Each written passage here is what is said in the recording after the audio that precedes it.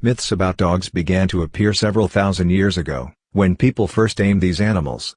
Dogs are cheerful, adorable and interesting, but if they had the opportunity, they probably would not mind refuting some of the common dog myths about themselves. Now let's imagine what the dogs would tell us about dog myths.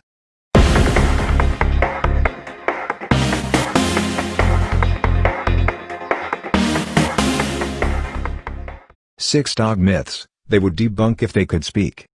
Dog myths number 1, dogs are colorblind. This myth has been around since the 1930s. Then Will Judy, a big dog fanatic and creator of a nationwide holiday event called Dog Week, stated that we dogs only see shades of black and gray. This is not at all the case. We do have fewer color-sensing receptors than humans, meaning our color spectrum is slightly narrower, but we still distinguish colors better than cats.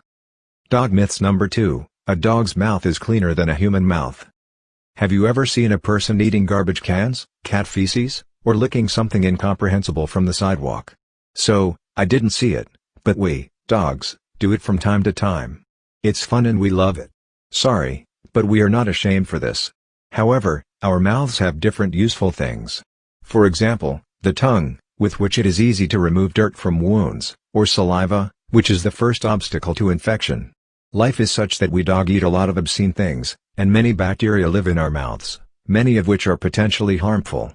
We understand why you don't want us to rush to lick you, but that doesn't mean we will stop doing it. Dog myths number 3, the dog feels guilty. We bow our heads or close our eyes after gnawing a notebook or breaking a trash can, but this is because you are yelling at us.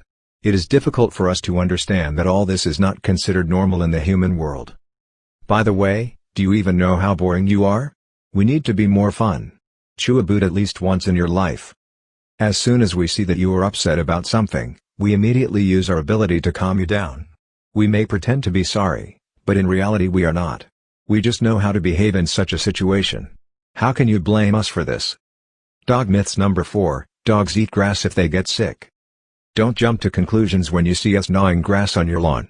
Before you put us in the car and take us to the vet for an ambulance, pay attention to how much grass we eat and whether we spit it back out. Sometimes we like to eat weed. But if we do it often, eat tons of grass, if we then vomit, then it is better to take us to the vet.